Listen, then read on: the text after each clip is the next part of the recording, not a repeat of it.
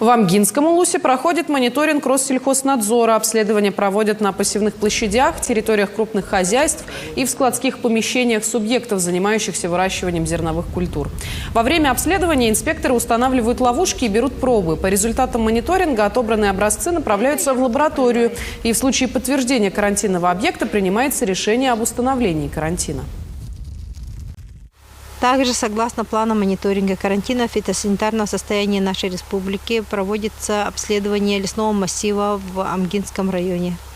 На территории Амгинского района на данный момент установлено 3 карантинные фитосанитарные зоны по сибирскому шелкопряду.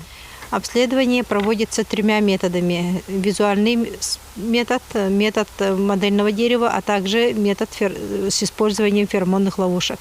Феромонные ловушки – это вот такие домики, где установлен феромон и действует на площади 200 гектаров.